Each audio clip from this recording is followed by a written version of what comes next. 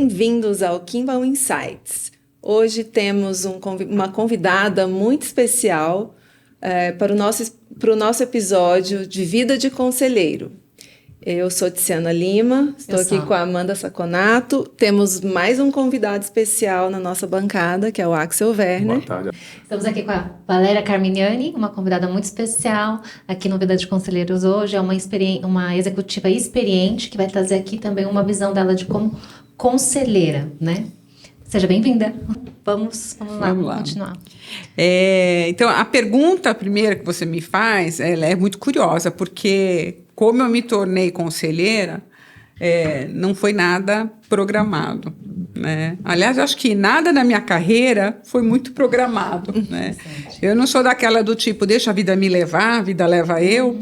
Mas, assim, depois que eu saí da faculdade, para mim, não estava muito claro aonde eu ia chegar, né? Então, me formei em administração, fiz marketing, comecei minha carreira em empresas fazendo a função de marketing, né?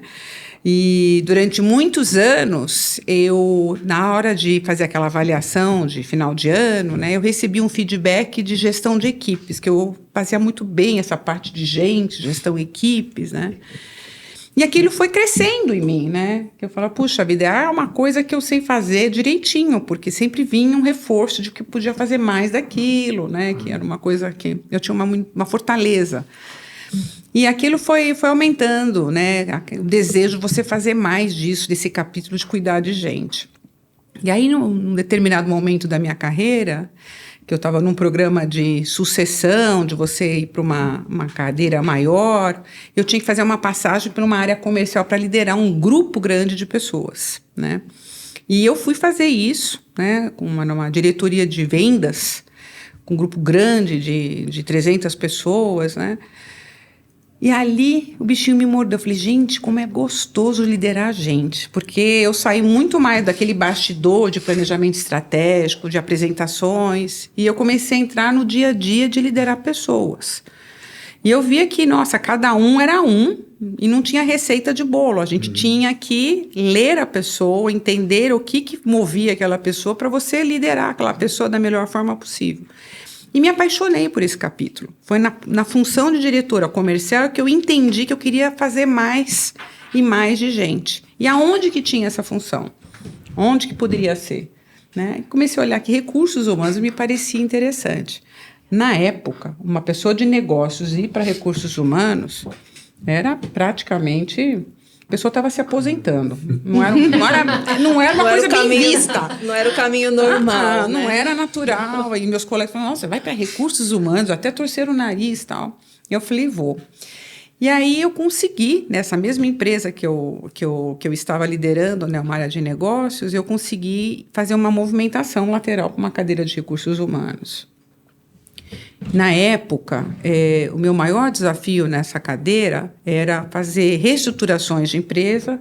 A empresa comprava muitas empresas, fazia muita fusão, aquisição, e eu tinha que fazer o mapeamento das organizações, tamanho de estrutura, fazer assessment de pessoas, né, montar times, é coisa que eu adorava. E eu mesclava a minha área de negócios com meu jeitão de liderar gente, montar equipe. E aquilo foi crescendo de uma maneira assim, muito grande, né? E fui vendo que essa área de recursos humanos, ela é uma área de negócios. Né? O pessoal fala, quando você está numa reunião, quem que é da área de negócios? Se a pessoa que está em recursos humanos levanta a mão, você levanta a mão. Todos nós somos. Não tem recursos humanos que não trabalhem em negócio, não existe isso, né? E aí, na época, como eu era uma das poucas que tinha feito, hoje tem muitos profissionais que deram essa virada de chave, né? Era realmente um grande benefício ter uma pessoa com a minha bagagem em negócios liderando a pauta de gente, né? E isso depois se tornou, acho que bastante, até algumas empresas faziam como pré-requisito, né? Olha, tem isso, né? Hoje fazer já essa tem movimentação. Na verdade, é raro achar o oposto hoje. Na verdade, é praticamente necessário, né, para recrutamento ou para processo de acesso. Isso. Hoje já se vê, né, esse caminho do RH como parceiro do negócio. Exatamente. E se não for dessa forma... É uma evolução Exatamente. bastante positiva, Sim. né? A gente vê hoje o RH participando muito mais das decisões estratégicas, né? Participando dos modelos, todo o processo sucessório muito mais assim, organizado, com governança, o RH mais participativo, Sem dúvida. o RH assim, dentro de uma posição muito mais, vamos dizer assim, protagonista, né? Exato, essa é a palavra. Eu acho que é isso. Ele não está.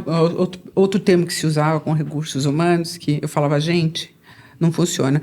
Função, área de suporte. Mas me suporte põe cabide, põe casaco, tá certo? É horrível. A área de suporte, né? Não tem área de suporte. Né? Exatamente, você tem que ser protagonista em cada uma dessas cadeiras que você ocupa, né? E aí o que aconteceu foi que eu me encontrei nessa cadeira e cresci nessa cadeira. Aí eu fiz posições no Brasil, depois eu fui para a América Latina, Canadá.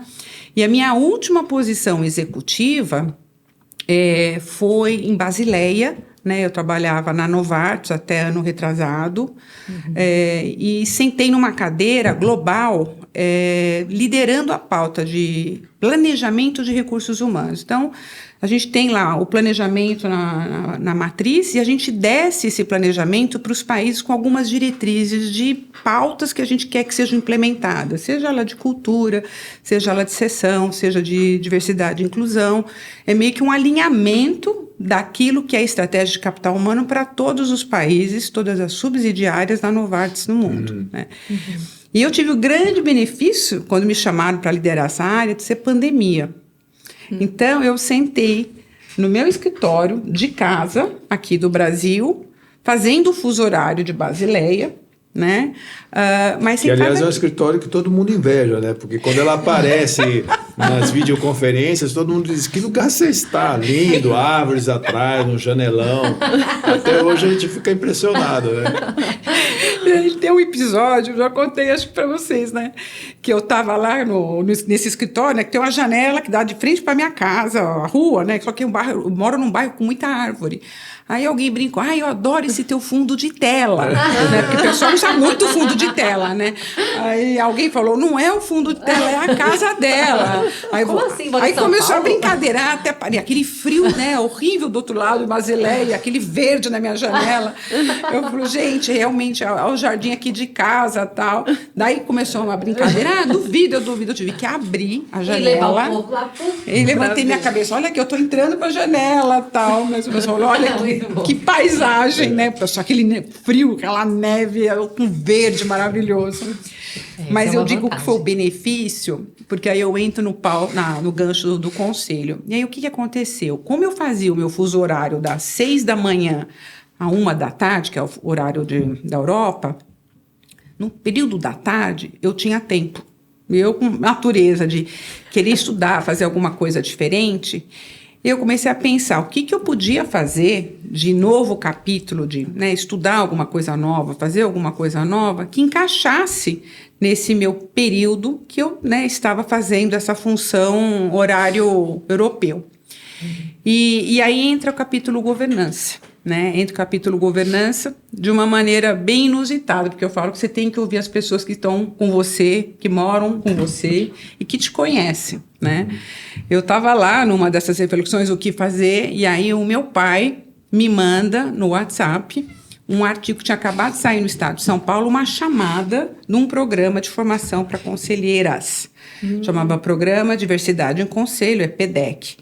Que hoje é um programa que está embaixo do IBGC, e ele forma mulheres conselheiras, em parceria com a Bolsa de Valores, na época era Spencer Stuart, hoje é Ergun Zender, e tinha mais um órgão que eu já não lembro qual que é o nome, mas são três órgãos que se uniram para aumentar mulheres em conselho. Então, é uma formação para mulheres em conselho. E aí, meu pai colocou, olha, eu acho que tem a sua cara, né? Eu olhei aquilo, né? Aí, no final do dia, o meu marido, você viu um negócio que saiu, sem falar com meu pai, você viu um negócio que saiu aqui e tal, a mesma coisa, nossa, meu pai me mandou. E o meu filho, que também é ligado no 220, me faz o mesmo comentário. Mãe, eu acho que isso é a sua cara. Eu falei, gente, foi um sinal, né?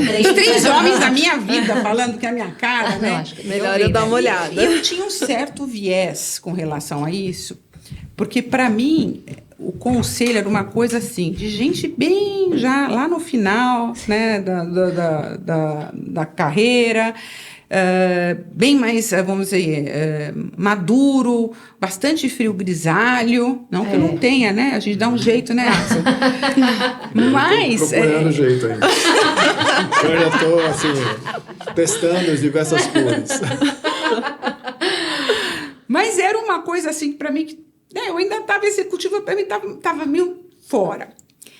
E o meu esposo, muito interessante, porque nesse período que eu estava fazendo home office, né, eu sempre assessorei presidentes, né, nessa final já função executiva, já como vice-presidente de RH.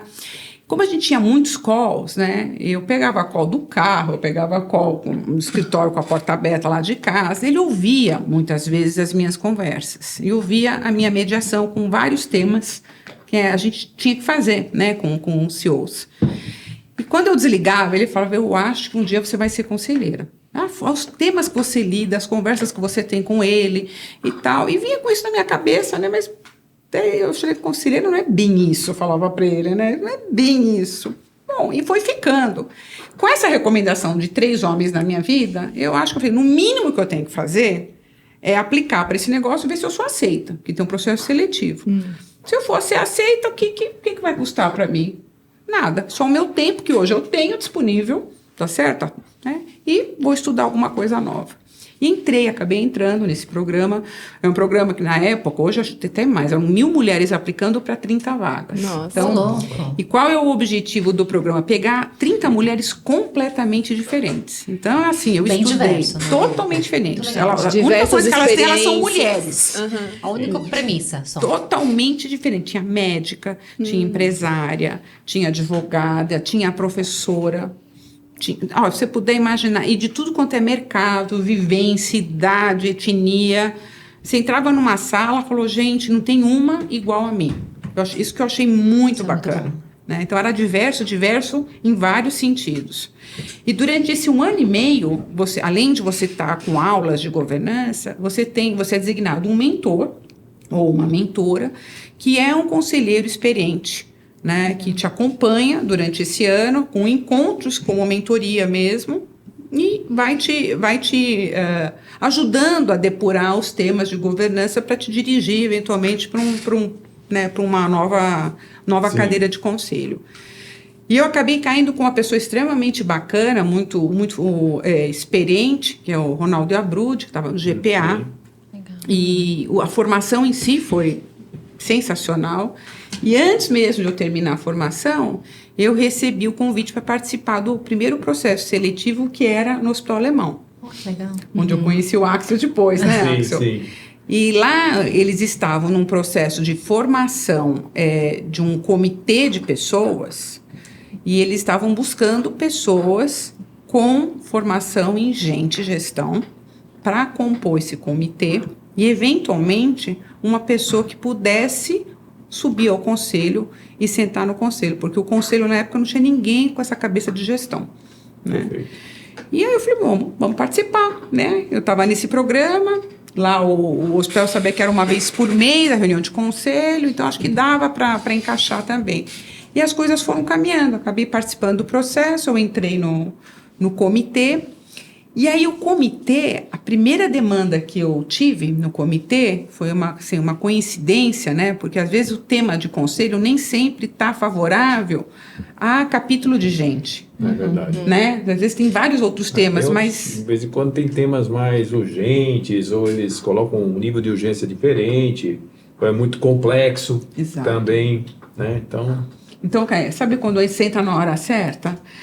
Aí a primeira encomenda eu queria que você nos ajudasse a trabalhar a sucessão do CEO. Olha eu falei, isso. gente, que tema. Caiu.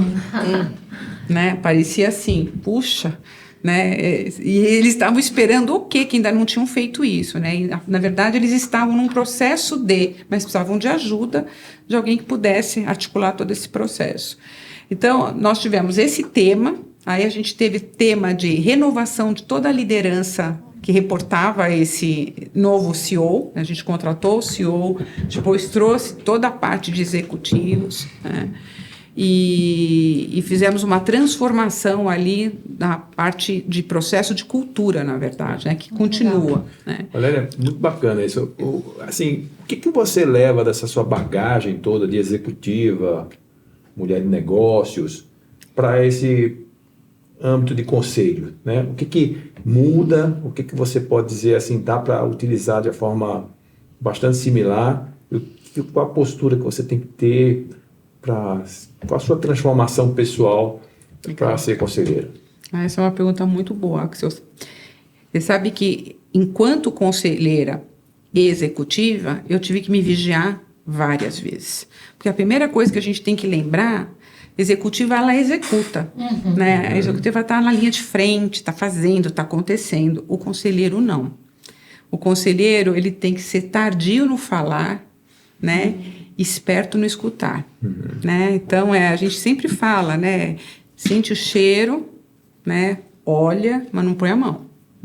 Sim. A mão é do executivo. E a gente, como vem com DNA de execução, nas primeiras vezes eu tive que me segurar muitas vezes, porque a minha vontade era querer sair fazendo. E eu tenho uma executiva de gente lá, né? É o papel dela. Então, eu diria para você que acho que a primeira quebra que eu tive que fazer como profissional você não está para executar. Então, você tem que ter um comportamento de escuta muito mais apurado, né?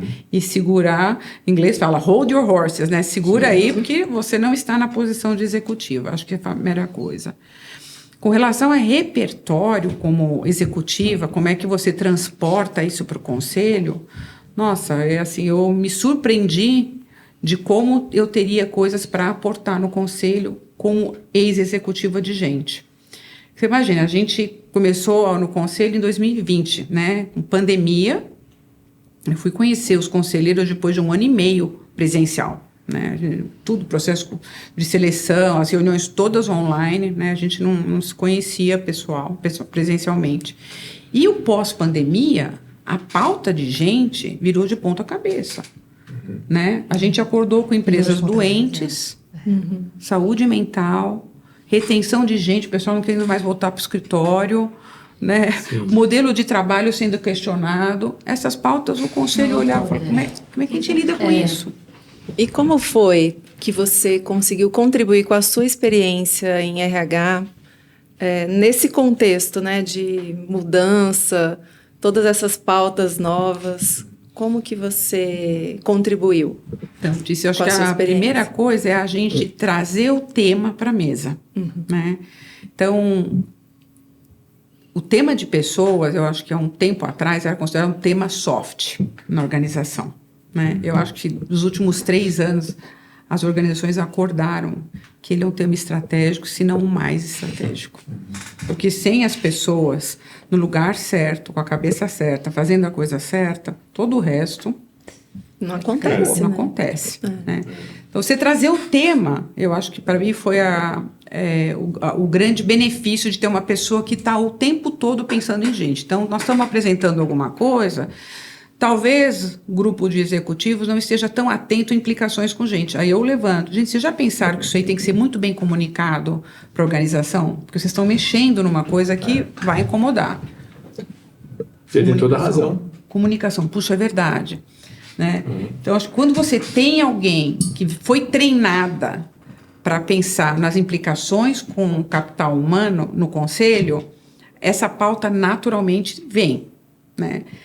Eu tenho que dizer que você não precisa ter sentado na cadeira de recursos humanos para fazer isso. Eu tenho muitos conselheiros hoje que trabalham em outros conselhos comigo que são extremamente sensíveis ao tema e que começam com gente e depois vão falar sobre estratégia, qualquer coisa. Mas o natural numa reunião de conselho é todos os assuntos mais hard virem naturalmente, né? E se você deixar, a pauta fica num segundo plano, né?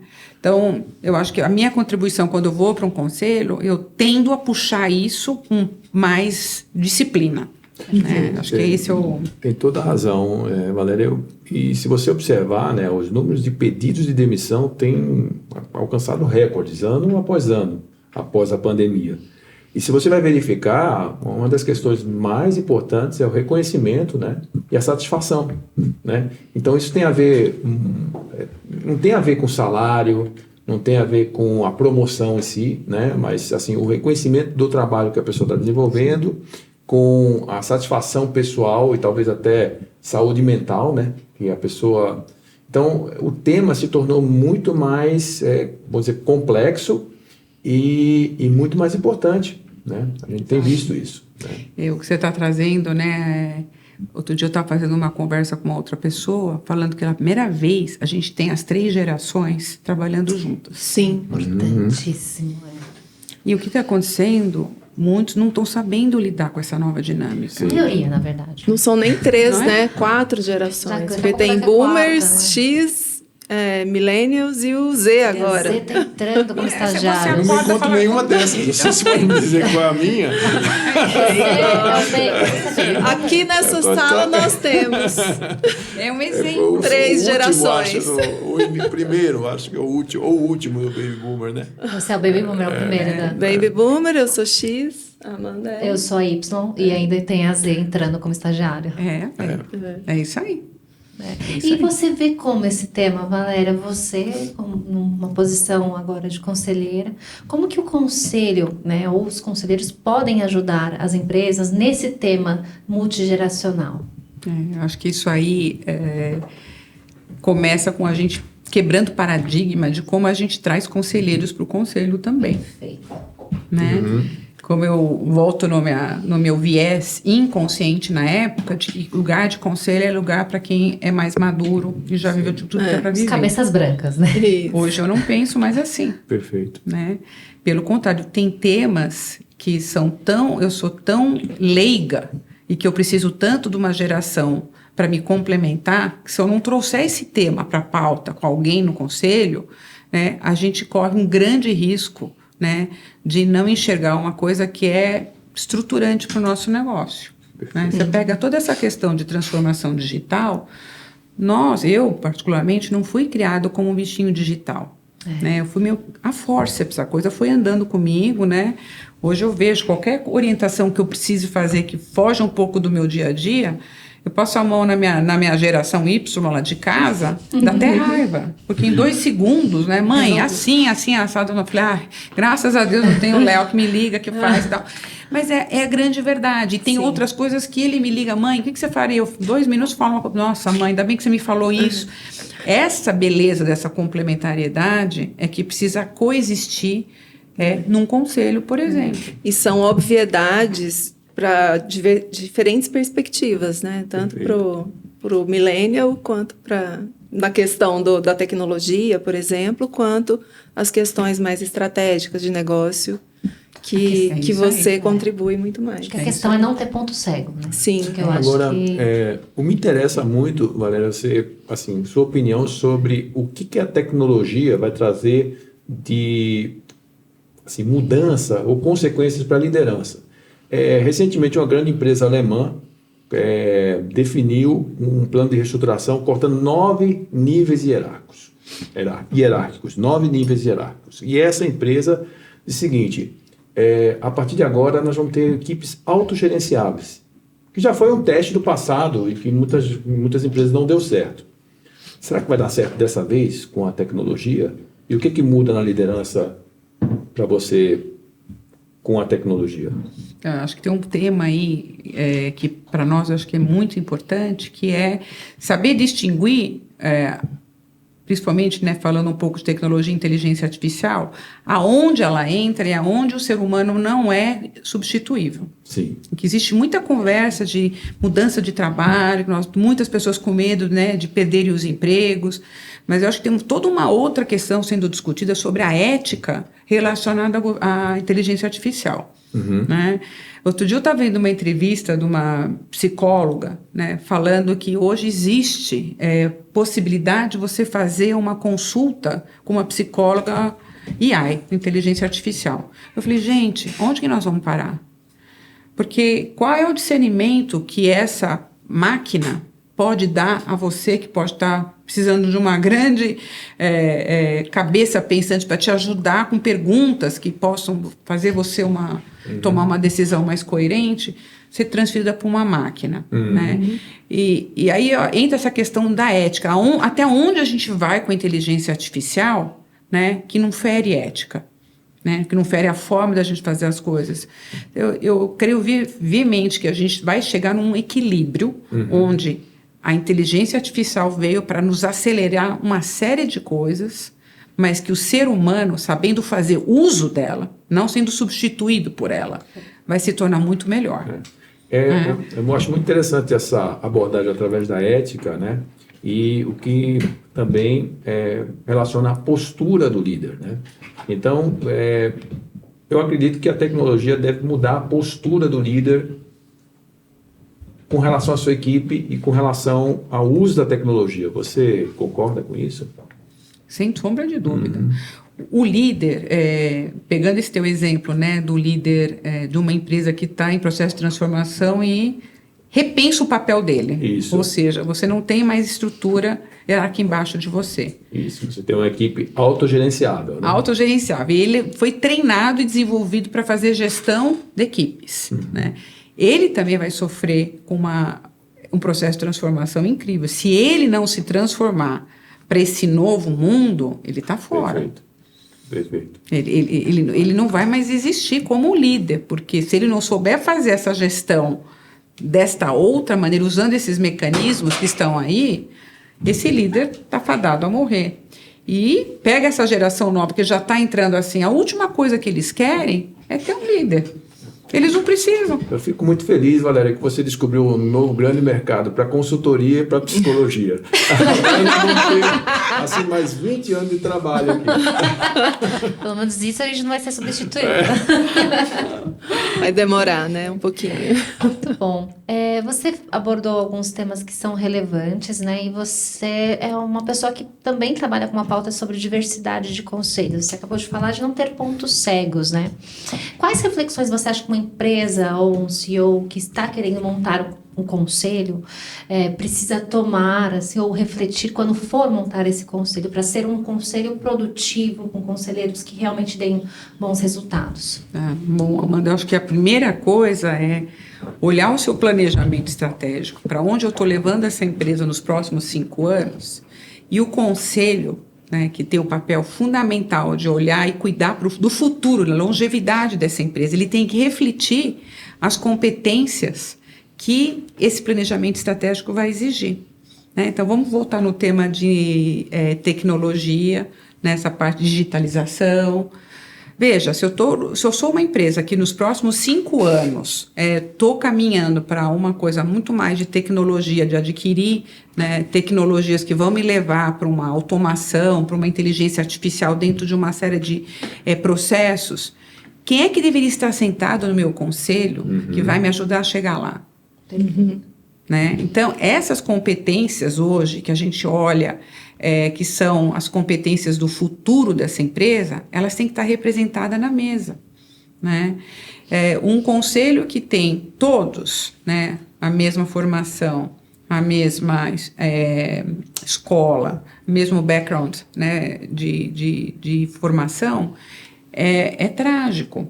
Porque o que acontece? A gente vai aprender com um grupo de igual as mesmas coisas que a gente já viveu, né? Eu sempre digo, não tem coisa mais gostosa no conselho do que a disrupção, né? Você discordar respeitando, mas falar, olha, a pessoa tem um outro ponto de vista aqui, porque lá onde eu vivi, na função que eu vivi, aconteceu assim. A pessoa fala, puxa, mas lá na minha empresa não era assim. Verdade, conta o que aconteceu.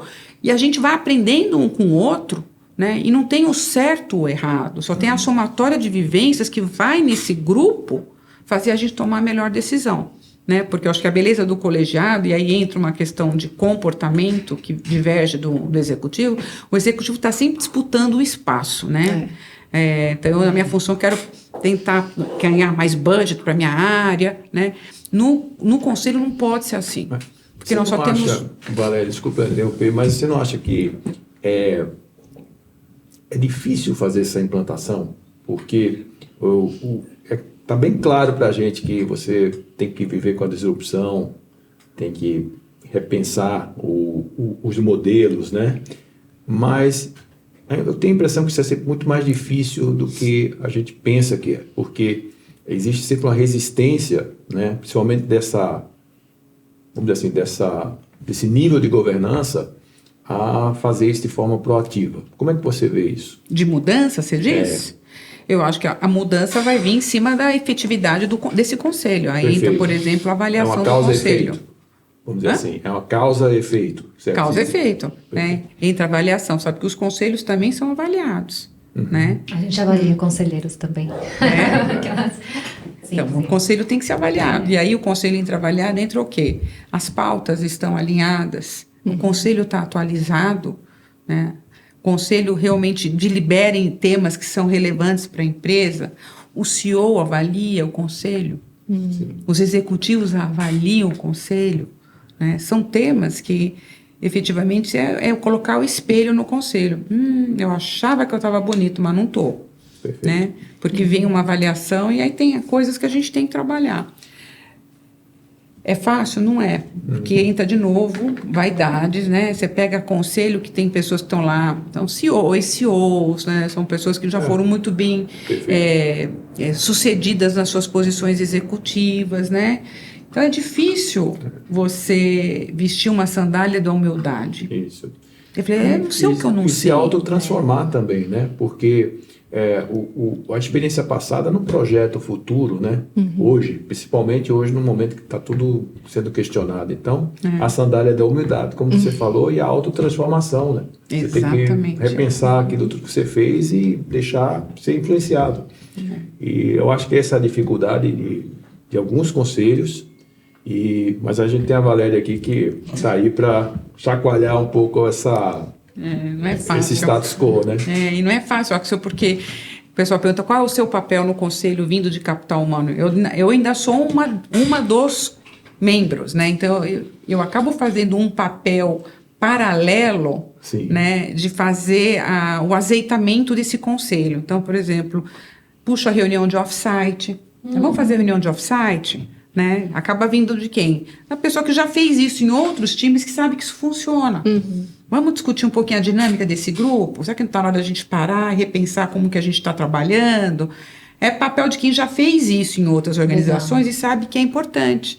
Né? Então, a gente tenta puxar, mas tem alguém no conselho que é o capitão de falar concordo ou discordo. Ele não é o chefe, mas ele é o capitão, que é o PCA, presidente do conselho. Sim. O presidente do conselho tem um papel enorme em puxar a diversidade. Fala, eu quero mais diversidade, porque não é só trazer gente diversa, né? Não, você deixar ela falar. Isso é a maior, a verdadeira diversidade é essa troca, né? É poder trazer diferentes opiniões e ouvir, discordar, como você comentou, e agregar tudo isso para o bem comum, né? Olhando para frente. Por isso que fala diversidade e inclusão. Sim. Nós somos aqui tudo diverso, mas se eu não incluir você para conversa... Exato. Falamos sobre esse assunto muito bom, outro dia, né? Acabou aí, não precisa incluir. Diversidade mais fácil, inclusão mais difícil. É muito difícil. Eu tenho um conselho diverso, olha, tenho lá um monte de mulher. Deixa a pessoa falar. A pessoa é uma pessoa mais introvertida, quando ela vai tem pedir espaço. licença, o outro já interrompeu. Então, assim, o presidente do conselho é o maestro para fazer essa articulação funcionar. Né? Peraí, a Tice levantou a mão. Tice, você queria fazer algum comentário aqui? Ele tem que estar o tempo todo atento. Agora, se você tem um presidente do conselho, né, que está meio embalado ali também e deixa passar, fica mais crítico isso, né? Então, eu vejo muito isso. Conselhos que têm um presidente do conselho mais sensível a essa dinâmica da diversidade, eles não só exigem que a gente traga a diversidade para a mesa, mas usa dela para discutir temas diferentes. Por exemplo, agora eu tenho um grupo discutindo planejamento estratégico, que é um subgrupo do conselho. Não é todo mundo que está lá, os 8 membros precisam estar numa reunião. Não, eu vou pegar a Amanda, que já fez isso em outro lugar, vou pegar a Tice e o Axel não precisa estar, porque eu vou usar as pessoas que já tiveram uma experiência recente com esse tema. Então, eu uso da melhor forma possível esse meu conselho diverso, e tá tudo bem se eu não for chamado para um tema que você foi. Essa é a maturidade também que a gente tem que ter, né? Mas não é fácil, porque lida com egos também, né? Acho que é o mais difícil, né, lidar com esses mais egos. difícil. Mas o seu papel, vindo dessa experiência de recursos humanos, contribui nessa facilitação, né? Que é isso que você está dizendo. Trazer possibilidades de dinâmicas de funcionamento ali do grupo. Sim, é sempre um desafio, mas a gente tenta. Fácil nunca foi, né? Pode. Olha, eu tenho uma pergunta para você. Você trabalhou a sua vida toda em empresas mais corporativas, né? E agora você está entrando em conselhos de empresas familiares. Isso. O que muda isso no seu contexto? Muda muito. Então, assim, a primeira coisa que eu tive que aprender a desaprender, né? A gente aprende desaprendendo, é que não existe uma receita única, né? Então, eu vim do mundo corporativo, eu só trabalhei em multinacional. Né? Então, quando me chamaram para essa primeira empresa familiar, o meu pai me deu um alerta. Ele falou: filha, não vá achando que você sabe resolver o problema delas. São 2 CEOs, mulheres. Eu falei: por que você está falando isso? Porque provavelmente a sua receita do bolo não funciona nessa empresa. Eu falei: nossa, mas você nem sabe qual é a empresa. Ele falou: filha, é a empresa familiar, não importa. Você veio de grandes corporações, a tua receita era uma receita extremamente sofisticada, você tem que reaprender. Vá com a cabeça de reaprender. E a minha primeira reunião realmente foi um aprendizado. Mas, Valéria, é difícil porque o papel do conselheiro é justamente isso, né? Porque a gente vê muito conselheiro e alguns relatos que a gente também ouviu aqui, em empresas que a gente auxilia que são omissos, né? E eu acho que é o pior erro de um conselheiro, né? É o pior erro. Porque você quer fazer bonito para a pessoa que te contratou, mas você não está fazendo o seu papel de verdade. Perfeito. É isso. Então, eu sempre falo para elas, para acionista, né? Eu falo: você vai sempre ter de mim a verdade, porque você me contratou para um conselho consultivo. Então, se eu não falar a verdade do que eu realmente faria se fosse a minha empresa, eu não estou honrando com a sua confiança na minha pessoa. Perfeito. Você está me pagando para eu te dar algum tipo de advice, né? E cresce um pouco a confiança também, né? Conforme você vai trazendo a sua realidade, a sua essência. Falou: olha, eu levantaria a antena, eu não sei se isso seria, eu provavelmente não faria isso na minha empresa, porém é o seu dinheiro. Eu sempre falo, é o seu dinheiro, é a sua empresa, né? Eu te dou a minha opinião. A decisão é sua, O que é interessante é que você desafia as pessoas a pensar, certo? Isso. E não simplesmente dar a sua opinião nua e crua, deve pagar ou não pagar. Mas o desafio da pessoa pensar diferente, repensar o assunto sob uma outra ótica, acho que traz, assim, acrescenta muito, né? E mais do que isso, né? Repensar vendo o impacto no negócio, né? Eu acho no que a bolso. reflexão, né, que é trazida, porque nem todo também conselheiro faz isso, né, Axel? Trazer essa reflexão, Isso. fazer perguntas diferentes, né? O que ela, Valéria, você colocou aqui é que dentro do contexto de empresa familiar, muitas vezes eles fazem perguntas, né? E você tem que dar a sua opinião sobre o que deve ser feito. E eu acho que o papel do conselheiro é mais instigar a pessoa a pensar diferente. Né? Porque senão é um aconselhamento diferente, uma mentoria. Olha, faça dessa forma, faça daquela forma. E o contexto que você colocou aqui é bem claro, né? Então, vamos pensar diferente, vamos repensar esse assunto de uma forma pouco original ou diferente daquilo como vocês fizeram. Então, acho que isso aí, instigar uma ação, né, a partir de um desafio, eu acho bastante interessante. Mesmo que é uma responsabilidade, né, quando você para pensar que a empresa é delas, né, das acionistas. Então, você não pode dar uma receita, né? Você tem que só fazer, eventualmente, reflexões que façam ela tomar a melhor decisão possível em cima daquilo que a gente está trazendo, né? Agora, a resposta vai ser sempre a dela, né? Exato. Então, Porque se você impõe, muitas vezes eles também nem querem ouvir, né? Ser contrariados. A gente ouve Eu isso acho muito, que o papel assim. do conselheiro é também contrariar, só que de uma forma que traga uma reflexão Exato. de longo prazo. Não somente aquela reflexão para tomar aquela decisão, por exemplo, no caso do bônus. Não, acho que a reflexão que foi mais além. Do tipo, não, como eu estou vendo as pessoas da minha empresa? Qual métrica eu estou utilizando? Eu tenho realmente recursos para bonificá-las? Então, eu acho que mais do que numa situação ali, você traz a longo prazo, né? Mais isso profundo. Muito bom. Muito bom. Bom. Eu acho que podemos... Vamos Eu agora ia iniciar. perguntar... Agora você faz a pergunta direta. Quero fazer mais uma pergunta. Claro. Você comentou, né, que seu pai também... Você teve conselhos do seu pai, que eu imagino que também atuou em conselhos, né? Que mais você tem ele como uma referência na sua atuação como conselheira? O que você pode dizer dessa contribuição? Outro dia me perguntaram quem foi tua fonte de inspiração, Isso. um líder que te inspira, né? Eu sempre trago o exemplo do meu pai, porque meu pai veio de uma família de imigrantes, né? Italiano, e trabalhou desde pequeno na feira. Meu avô tinha uma banca de laticínios, né? Meu pai disse que mais comia queijo que trabalhava. Mas o objetivo dele, ele tinha uma maquininha de moer pimenta, ele moía pimenta, né? E nas horas vagas ele ia atrás da barraca de queijo, comia gorgonzola, ele fazia o maior estrago, né? Mas então veio assim de uma família que lutou, né? Cresceu, meu avô, 7 filhos, né? Tentou fazer o melhor que pôde. Mas meu pai sempre foi muito estudioso, meu pai sempre foi muito lutador, né?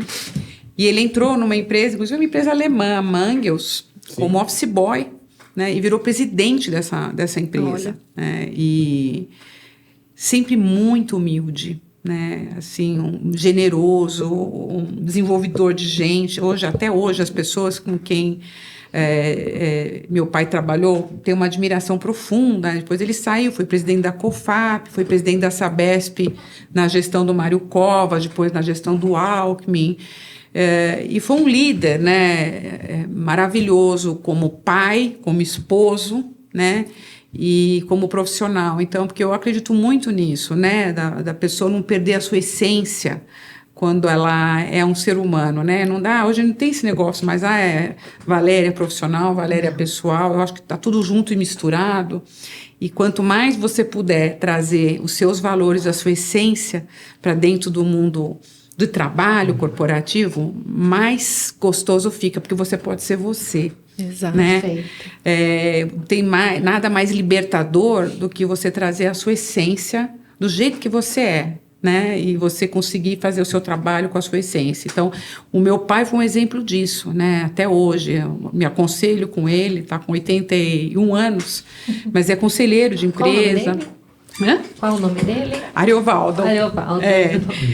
Conselheiro de empresa, conselheiro de família, de neto, de bisneto, já tem bisneto, né? E é um cara que soube superar. Ele perdeu a minha mãe com 59 anos de um infarto fulminante. Estavam comemorando 40 anos de casados. E teve que se reerguer, né? E tocar a vida. Hoje, graças a Deus, casou de novo e está bem. Mas, assim, o ser humano atrás de um profissional, para mim, ele foi minha fonte de inspiração, né? Porque quantos no mundo corporativo perdem um pouco... Perdem muito, né? A sua essência daquilo que realmente a pessoa é, né? Porque você tem o crachá, né? Aquele crachá joga fora, o que ficou? Exato. Né? Sempre falo às pessoas, é a Valéria da Novartis. Não, eu sou a Valéria, eu tenho essa essência, você leva para qualquer lugar. Exato. A Novartis foi um pedaço da minha vida, né? Mas você é a pessoa, você tem seus valores, você tem, né? Então isso é muito bacana e meu pai sempre trouxe isso muito, muito claro, sabe? Como exemplo. Então, para mim é uma referência, né? Perfeito. Muito bacana. Nossa, muito obrigada. Valéria, foi uma delícia conversar com você. A gente agradece. Né? Imagina. Estamos muito felizes com os insights, com a sua história. E muito obrigada. Obrigada a você, foi um prazer, Muito viu? sucesso nessa nova fase também, Valéria. Obrigada, Parabéns, viu? Obrigada mesmo. Um grande beijo para todos vocês e sucesso aqui no Kimball Insights. Que venham muitos insights para a gente continuar aprendendo aí com vocês. Sem dúvida. Obrigada. Muito obrigada. Gente. Obrigada. Obrigado.